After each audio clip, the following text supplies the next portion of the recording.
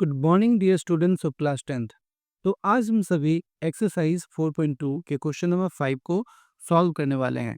Question number 5 है हमारा, the altitude of a right triangle is 7 centimetre less than it's base.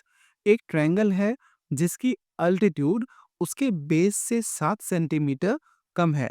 If the hypotenuse is 13 centimetre, find the other two sides. ठीक है, hypotenuse दिया हुआ है, ठीक है, जो कि स्लेंट हाइट होती है, उसकी वैल्यू दी गई है 13 सेंटीमीटर। हमें पूछा गया इसके दो साइड्स की वैल्यू क्या क्या होंगी।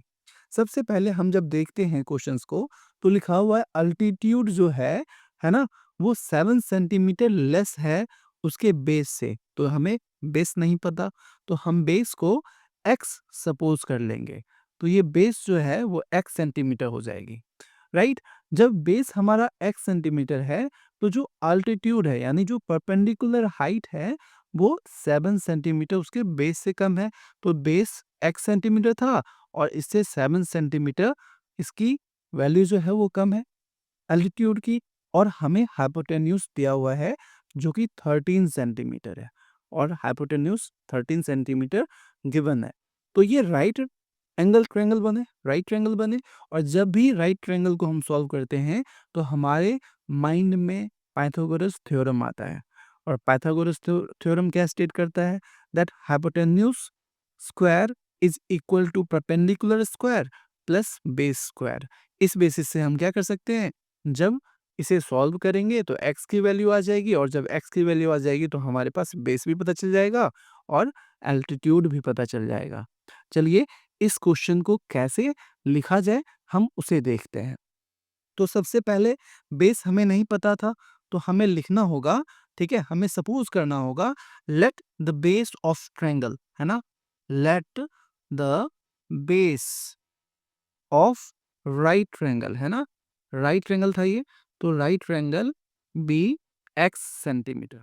जब बेस ऑफ राइट ट्रायंगल हमने x माना, तो एल्टीट्यूड ऑफ राइट ट्रायंगल क्या हो जाएगा, है ना, अल्टीट्यूड ऑफ राइट ट्रायंगल ये क्या हो जाएगा, ये x माइनस 7 सेंटीमीटर के इक्वल हो जाएगा। ठीक है, तो base x centimetre, altitude x minus 7 centimetre. और हमारे पास गिवन क्या था, तो गिवन था उसकी हाइपोटेन्यूज, है ना, तो हाइपोटेन्यूज ऑफ सिमिलर ट्रायंगल। ठीक है, ये कितनी दी हुई थी, 13 सेंटीमीटर के इक्वल। जब हमारे पास बेस है, अल्टीट्यूड है, हाइपोटेन्यूज है, तो क्या मैं पाइथागोरस थ्योरम का यूज नहीं कर सकता, तो लिखूंगा बाय यूजिंग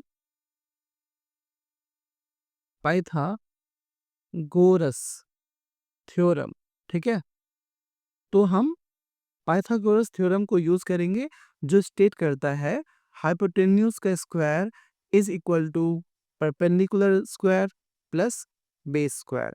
और बेस स्क्वायर यहाँ पे क्या दिया हुआ है, x सेंटीमीटर। तो x का स्क्वायर एज पर क्वेश्चन क्या हो जाएगा, बेस का स्क्वायर यानी x का square plus perpendicular height which is altitude that is x minus 7 का स्क्वायर इज इक्वल टू क्या हो जाएगा, हाइपोटेन्यूज के इक्वल हो जाएगा, और हाइपोटेन्यूज हमारा 13 का स्क्वायर हो जाएगा, राइट।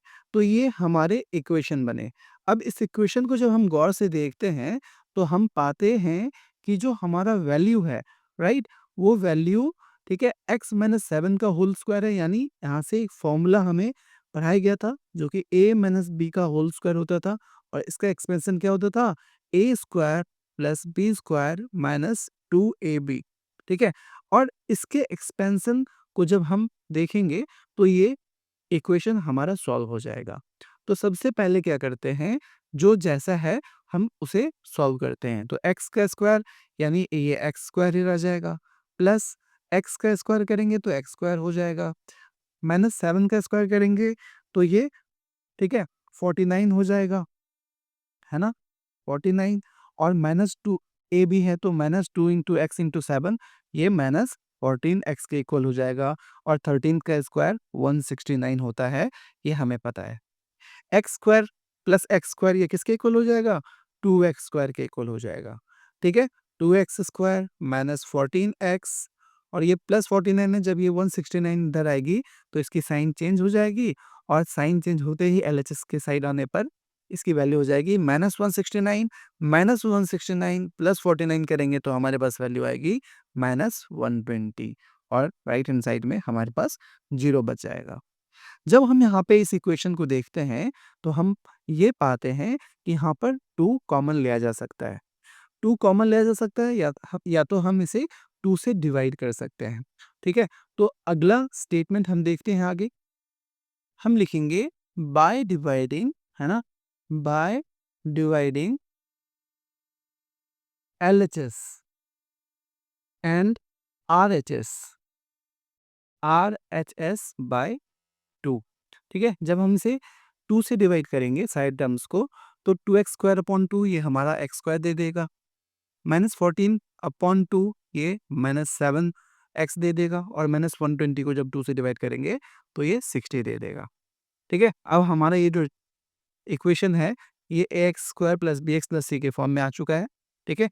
तो यहाँ से हम a और c को मल्टीप्लाई करते हैं और उसे प्राइम फैक्टराइज करते हैं। ठीक है?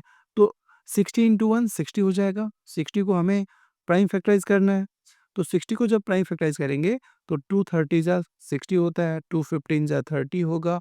ठीक है? 3 5 जा 15 होगा। हमें इसे इस तरह से अरेंज करने हैं कि जब हम इसे प्लस या माइनस करें तो ये b के इक्वल आ जाए, और जब इसे इंटू करें तो ये a और c के मल्टीपल के बराबर आ जाए। तो 2 2 जा 4, 3 जा 12 होता है, 12 में से 5 माइनस करें तो 7 भी आ जाएगा, और 12 5 जा करें तो 60 भी आ जाएगा। हमें साइन इंश्योर करने हैं, और ठीक है, वेरिएबल को देखते रहना है।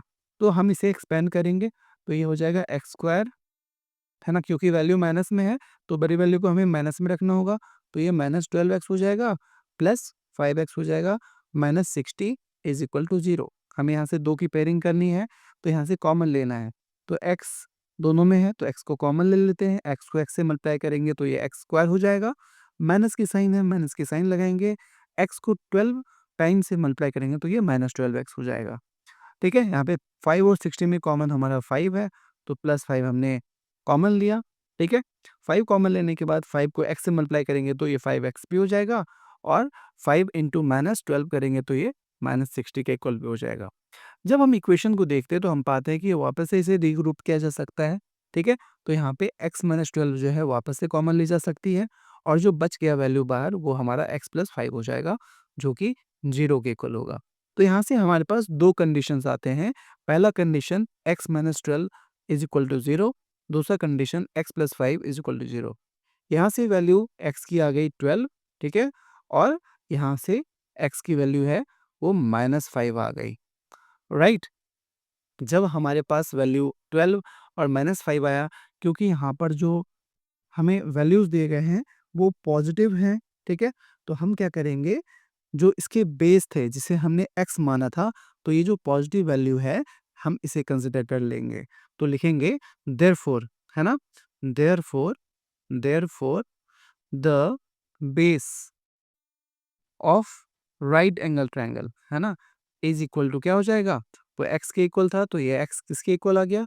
तो 12 के इक्वल आ गया, है ना? और जो एल्टीट्यूड थी, है ना? एल्टीट्यूड एल्टीट्यूड जो थी, एल्टीट्यूड किसके इक्वल हो जाएगी?